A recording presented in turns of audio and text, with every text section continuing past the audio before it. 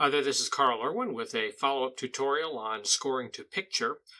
We're going to be scoring to picture here again on a short film, a little war kind of theme that's pieced together from footage found at Pixabay, royalty-free footage that is free to use with all appropriate licensing.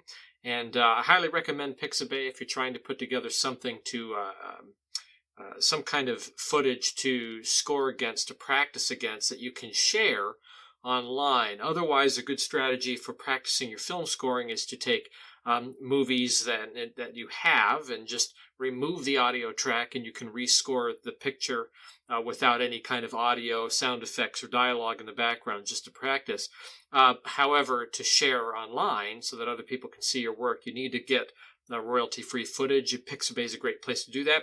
You can take some of the footage that they have, and you can piece together a little narrative. Again, a nature documentary, kind of imagery. They have people doing things, walking around, and not really any dialogue or anything like that. But you can create a video that you would be able to practice with and then share, and that's the idea. So I've got a video. I've made it available. If you want to download this example, I kind of pieced together these shots from a number of military exercises and kind of filtered them day for night to put together this simple narrative. So we've already scored a version of this using only synthesizers, doing a very contemporary, modern kind of film score.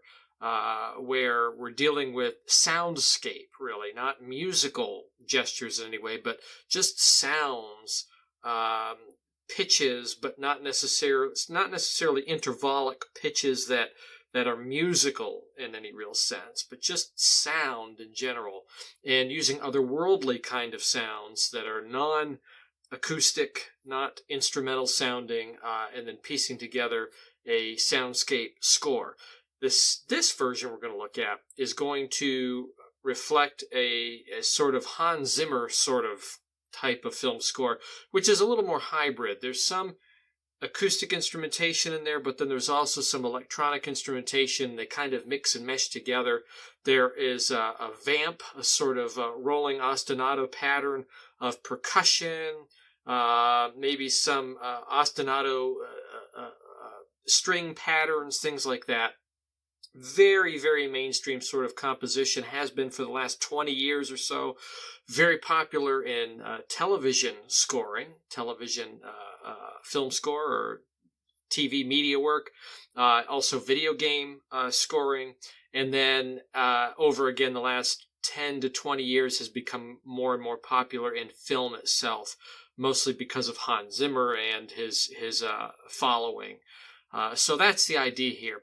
I have my template set up here, and I don't operate off of a template where I have a bunch of instruments loaded in. I usually start, whenever I do a project, I start fairly open and free. But the one thing that I do include is a number of audio buses that allow me to plug in instruments in real space. So I've got a room bus, and this has a algorithmic reverb on it that I can funnel everything down to. And then I have three different settings, three different buses additional. One is a close mic, one is a mid mic, and then one is kind of a back of the room, back row. So this would be kind of front of the stage, mid stage, backstage for a symphonic sort of setup. And I have a convolution reverb that is set up on each one of these. It's a model off of real life sound samples.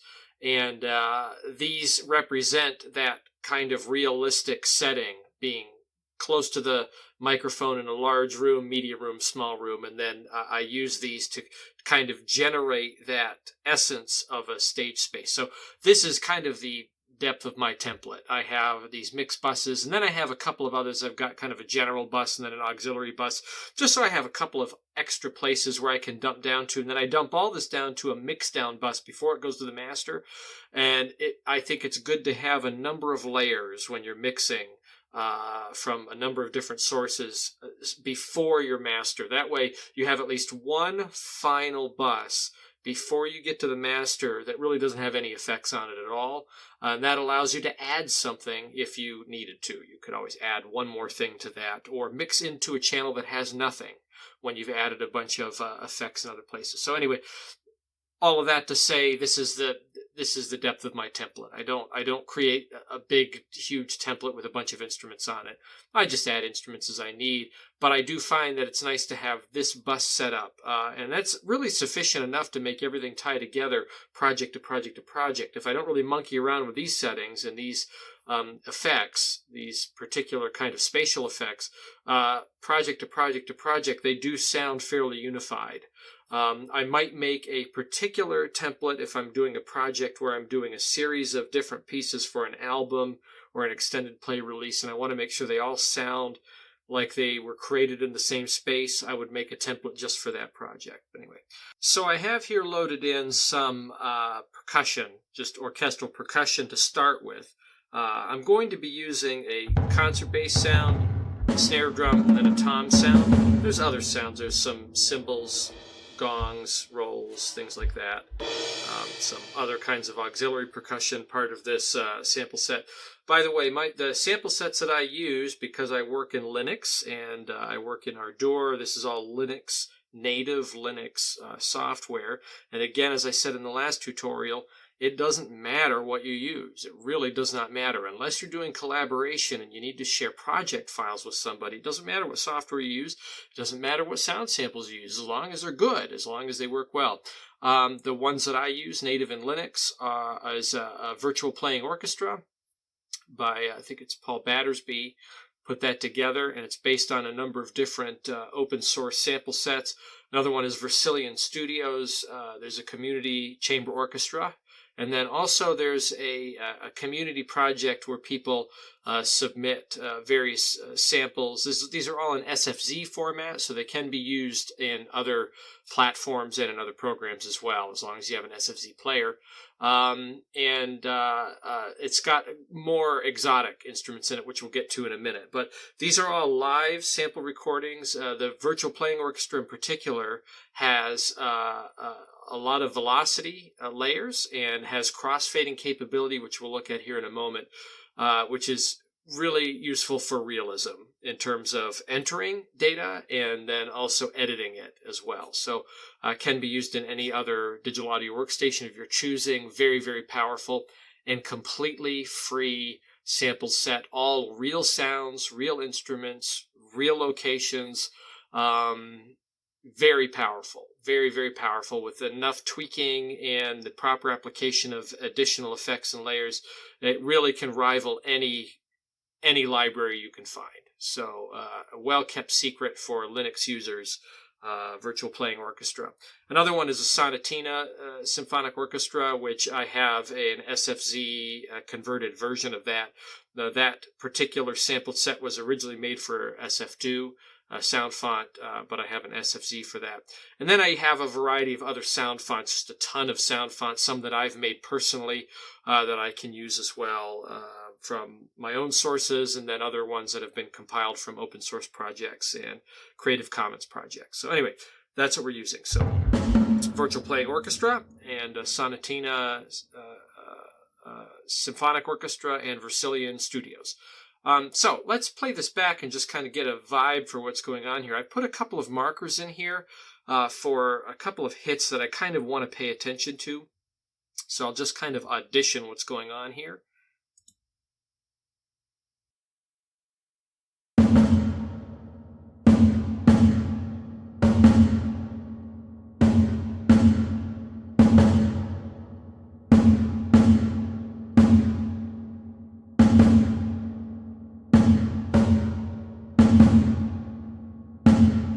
So I think I'm going to do something like this, where I have a recurring sort of drum beat, right? Ambiguous instrumentation, these three different instruments kind of playing as one. I'll turn on my metronome and I'll plug something in and we'll take a look at it. Okay, so here we have a track entered in here, and we'll take a quick listen, see what we have.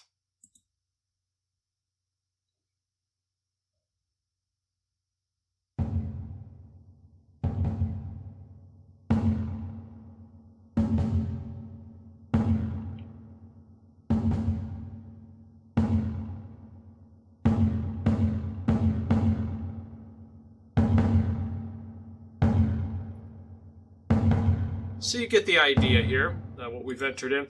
This is just a starting point. This is just a very fundamental starting point. One quick thing about tempo, I have a tempo set at 144, which I had kind of predetermined and put in here. If I play this back with a metronome, you can see how everything sort of locks in.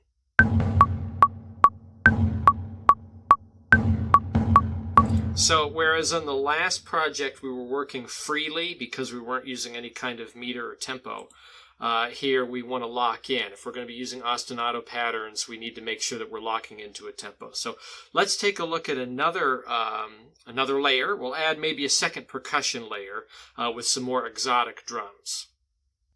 Okay, so I've loaded in a second instance here of percussion instruments, and this is going to be some world percussion instruments. These are African drums, and it's a sample set that I have from. This is actually an SF2 file, sound font. We'll go here, make sure that we have this enabled.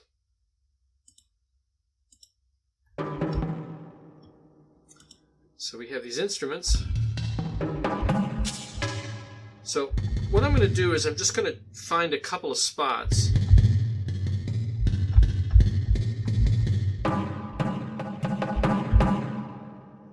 where I can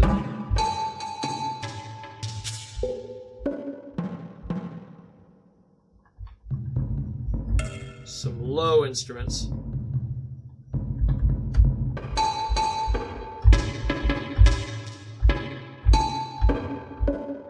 Okay, and what I'm going to do is I'm going to hop around,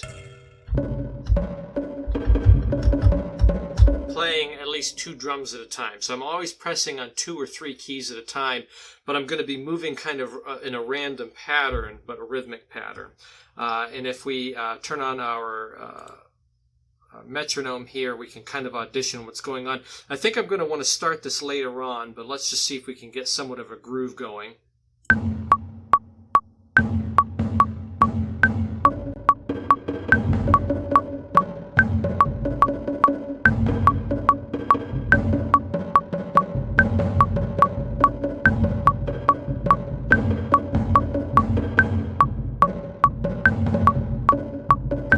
I think I know sort of what I want to do. So we're just going to fill in a bunch of 8th note patterns here later on, and we'll have this cross rhythm jumping around sort of texture between our orchestral percussion thumps and then these sounds.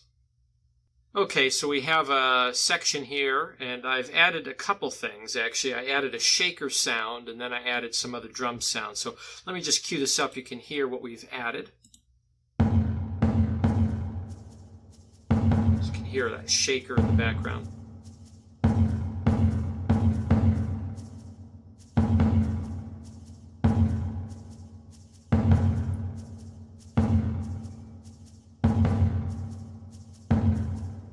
Some of these hits work really nicely with the cuts.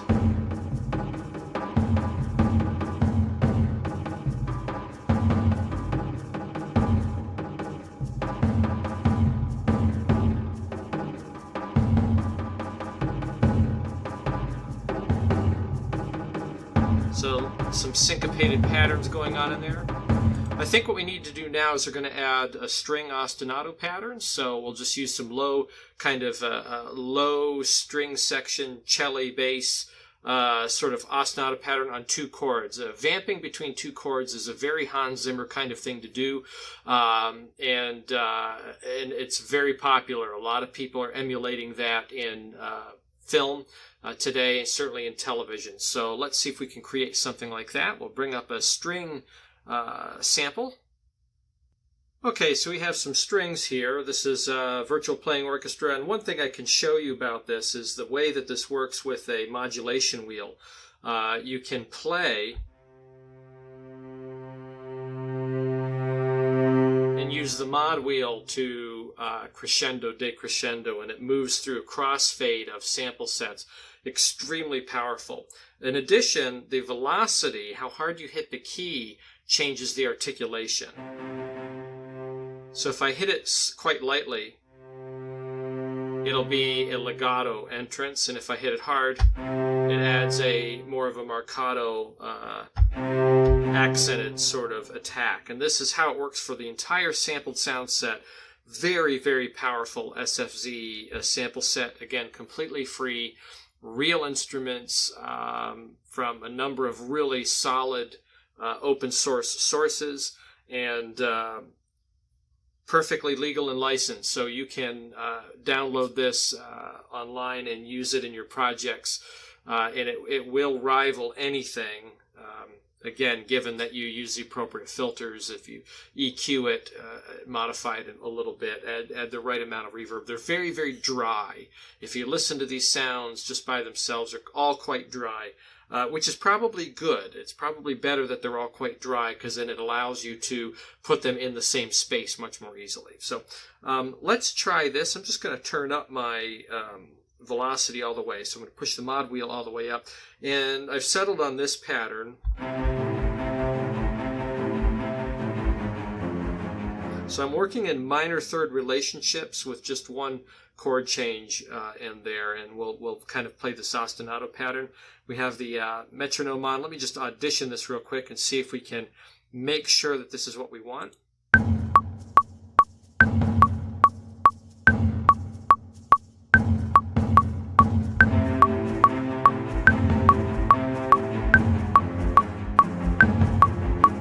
I think it's what we want. So we're just going to follow that, and we only need to get one good take of it, and then we will copy and paste that as need be.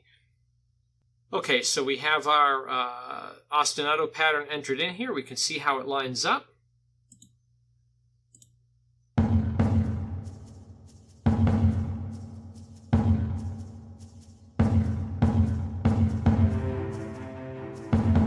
So I set this to start as you see the people rappelling down out of the helicopter.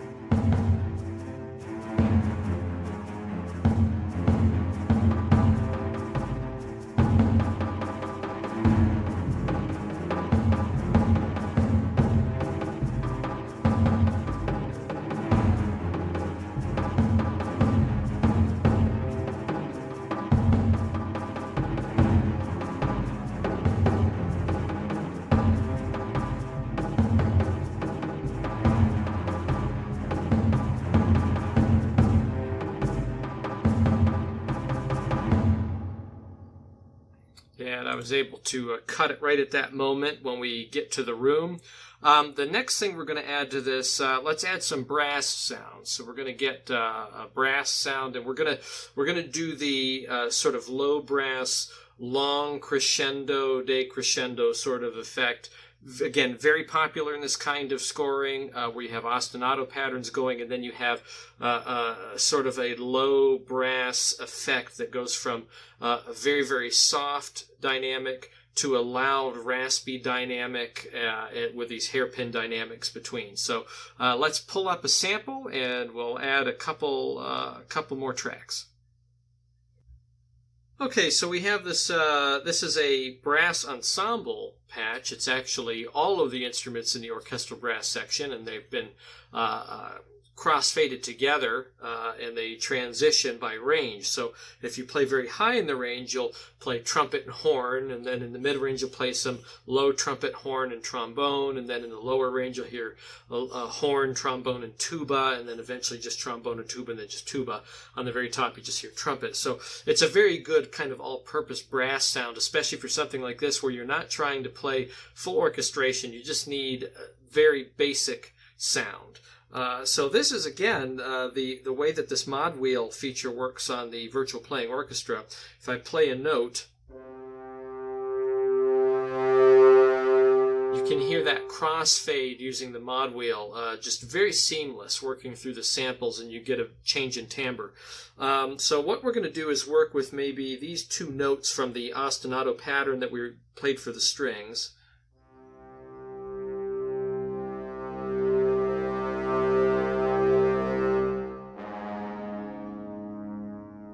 So we have C,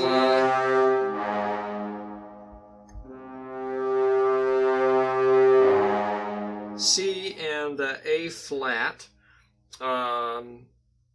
let me play around with this. We'll see what we can do, but we're going to put a couple of brass swells in this.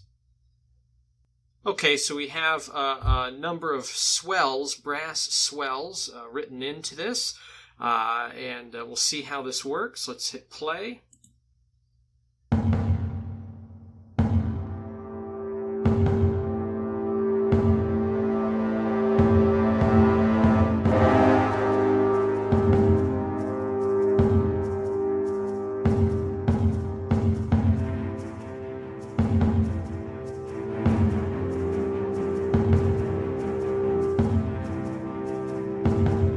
So you can hear that droning C all the way through. I kind of did one swell with the chords leading into that ostinato pattern of the strings as a transition.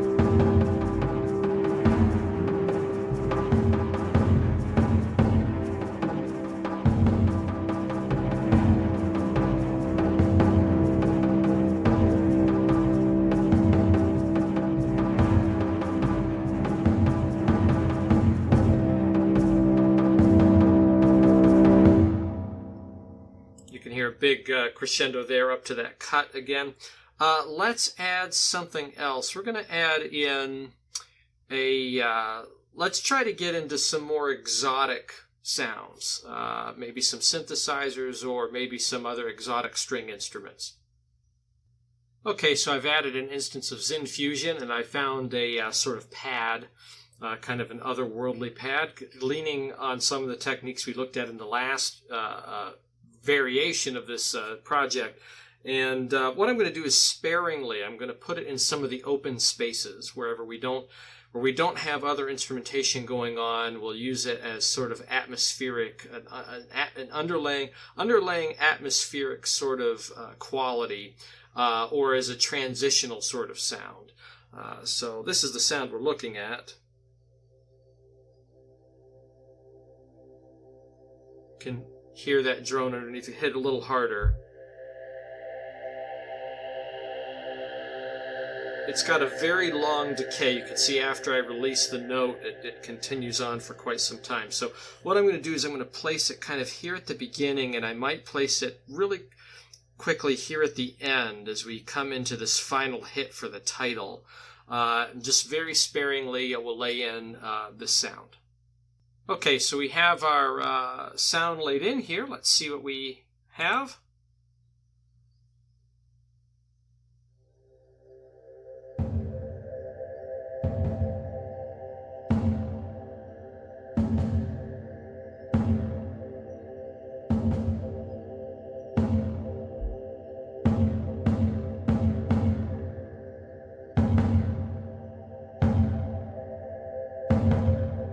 And this leads into the brass.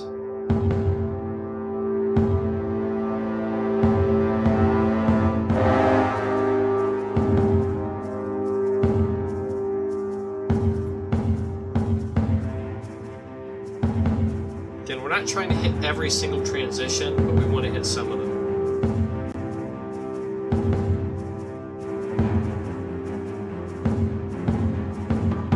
That's it. So we're using it kind of as an atmospheric quality at the very beginning and then at the very end.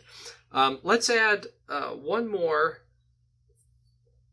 at least one more main instrument here. Let's find maybe some kind of a plucked string instrument, something that would be exotic, ethnic sort of an instrument. See what we can find in our sample set. Okay, so I have a sample called Strumstick. This is from the Vercillion Studio Community set, and I don't really know what this is from. I don't know what the originating instrument is, but it is a plucked instrument. It's got quite a few velocity settings too. Sounds something like this. You can hear with the different velocity settings, there's a few layers in there, so you can get some realism. I was thinking of using this pitch collection. So we have the first two notes of the string ostinato pattern, and then when the chord changes, the first note of the second chord change from that pattern. So if I play these together, it's got a nice kind of dissonant but then open interval on the top ring to it. And then it would also relate to the other materials. So I might put a few of these in for some transition points to hit a few of these shot changes, and then maybe run the ostinato until things get busy, and then I can pull it out. Something like that. So let's record something in, and we'll see what we get. Okay, so this is what we have. Let's see what we sound like right now. So one on that first shot change. Some strumming patterns. Up and down. So it doesn't sound like one reused sample.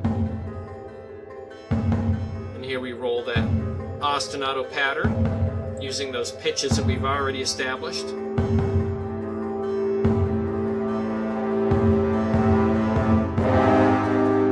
And then I get the instrument out of the way. And what trades off here, when that ends, we also have the shaker starting in the second percussion set. So one thing leads to the next. As one thing new comes in, you can drop something out. One problem with working in this way is you can get a little too busy. You can have too much going on. And if you just keep stacking things on without removing some of it, it can get very, very cluttered. We want to be able to have definition in the sound and clarity. So consider, as you add something new, getting rid of something else as you move along. I want to do one more thing here at the very end. We don't have a very clear sound at the very end right before the title. It seems kind of sparse. I tried to fill it out with my synthesizer sound, but you'll hear what I'm talking about.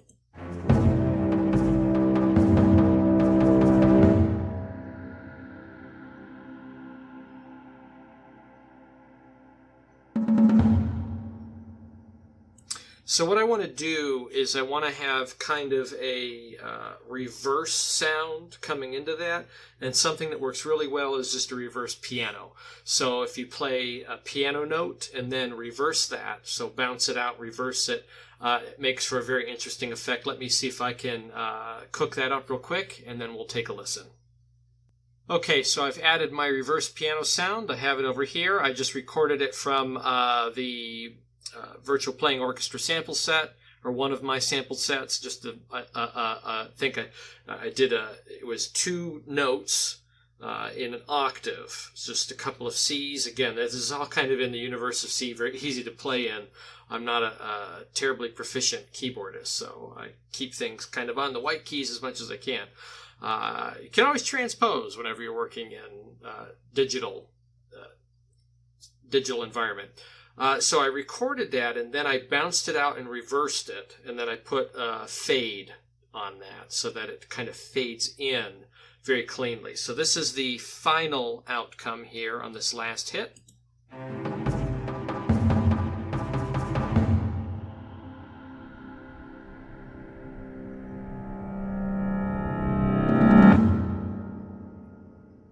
Classic sound. You've heard that sound so many times in so many different movies and TV shows.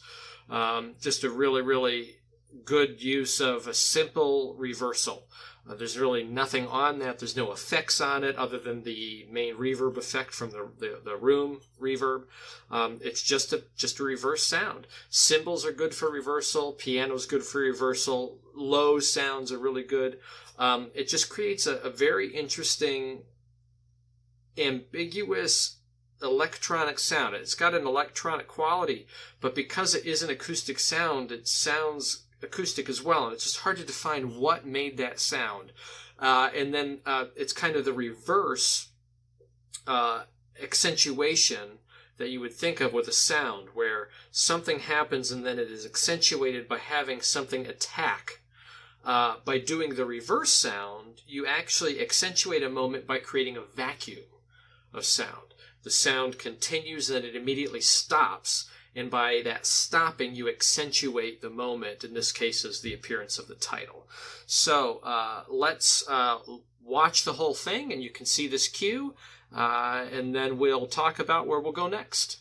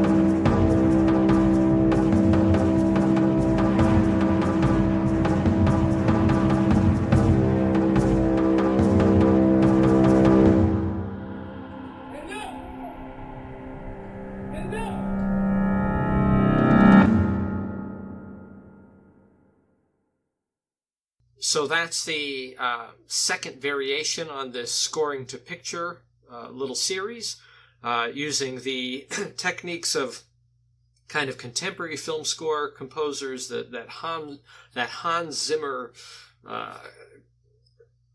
2000s Hans Zimmer, because there's 1990s Hans Zimmer, which is a little bit more traditional, but that 2000s, 2010 and on kind of type of film score that's become so popular and so famous in action movies and dramas that we're used to. So ostinato patterns, hybrid orchestration, mixtures of orchestral sounds with synthesizers, and trying to sequence these things together and create an ambiguity and an uncertainty of what is generating that sound. It's hard to tell. That true hybrid sort of score. On the next video, we're going to look at traditional scoring, and we're going to try something different. We're actually going to look at scoring, hopefully, from notation. So scoring to picture using a notation program rather than working in the digital audio workstation. Certainly you can use a DAW environment if you want to do traditional scoring and just use traditional sounds and score them as you would on paper. But I think there's some advantage and some benefit to using notation, particularly if you have a literacy in that. And even if you don't, you may find this interesting and fascinating. But we're going to work from notation using synchronization, scoring to picture, and creating a more classical sort of underscore from notation for symphonic orchestration. So look forward to that coming, and wish you the best of luck with these concepts, and happy mixing.